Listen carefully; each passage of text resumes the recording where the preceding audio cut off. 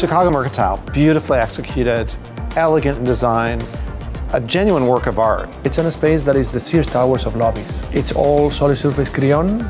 It's a glowing double height sculpture. It was a very challenging job for Porcelanosa. One of the biggest, if not the biggest, building project that we won here in the United States. It's a really good example of where architecture is in service of the public space. Adding glass and connecting all of their people looking in as well as the people looking out with the environment was really special.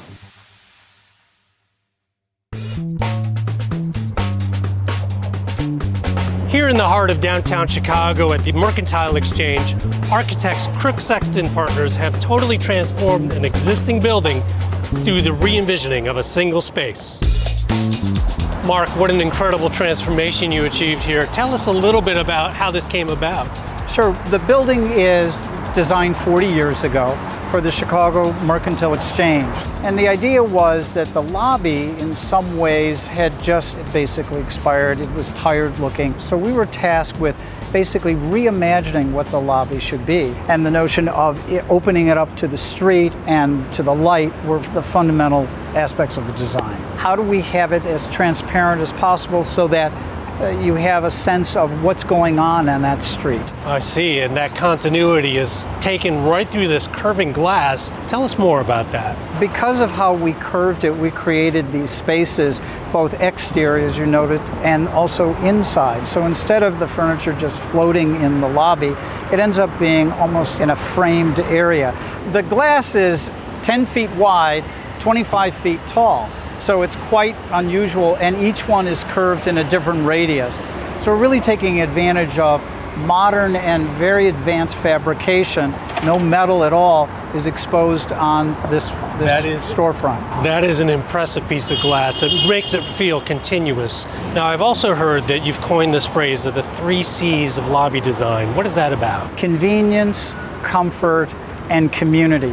We want to create all three with a lobby. That's the expectation of today's user. The idea of lobbies filled with people and activities is really the new idea. So that inside-outside works not only with the sidewalk, but the river as well. That's beautiful. And as we come in here, I see this really interesting geometry that's complementing the glass. What was the design concept behind that? We wanted this insertion to communicate very clearly that this is one space, not inside, not outside. We wanted to make sure that people are welcome under this building. So we picked one material and covered the ceiling and the wall all at the same time, connecting them with the curve. Okay, what material is it? This particular product that we used is called Porcelanosa Crayon. It is also highly durable, and if you nick it, you can heal it just by applying the same material on top of it and grinding it off. You see frequently at kitchens or bathrooms, it's non-porous. We actually selected this material before COVID, but it turns out to be an antimicrobial. It's also very sustainable, and it can be recycled. Interesting. It's a beautiful, crisp environment, and it really sets up these special moments like this desk here. The desk is a very special moment here. The ownership wanted a very welcoming presence. They call it the welcoming desk, not a reception desk. We proposed a sculptural approach. We looked around and saw all these ribbons. So the idea is basically as if one of those ribbons are thrown down on the floor and it forms this geometry. Interesting, and there's some really coordinated details here. What's up with that slot? We call it the cove.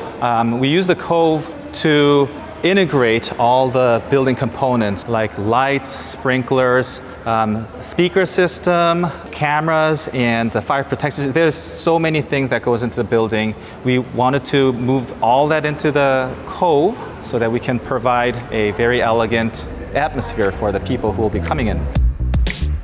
What's so noticeable, Eugene, is you've created lots of pockets in this grand lobby space. Yes, as a matter of fact, we call them urban living room. We wanted people to come in and just make it their own. We know that these days people are looking for what's called the third space, the first and second space being your home and your workplace. And this is the place where you can freely come and find a use for it, whether it's forming your own community, meeting people, serendipity, or just focused work. Right, I see as we came around the corner, here's yet another spot that's just inviting me to take comfort. That's exactly why these are here for. And it feels so connected to the street. This would really make me watch people and want to come to work. Thank you for saying that. That's exactly why we intended this design. Since the construction of this project, we heard that the building was able to secure 96% lease occupancy, and that is quite unheard of in the city. That's a great statistic. It really points to the idea of trying to make an existing building viable again in the market. That's correct. We consider this a significant project because it's a sustainable project. 40% of global CO2 emission is due to the building industry by the act of constructing new buildings. And the most sustainable approach in building is not building. That's a very smart design approach and an incredible transformation. I see this building has really become a magnet in this location. Well, thank you very much. Amidst the rich history of Chicago architecture is this example of bringing new life to one of the city's most prominent structures. This elegant project not only reinvigorates the entire building for all its occupants, it makes a significant contribution to the community, neighborhood, and public realm.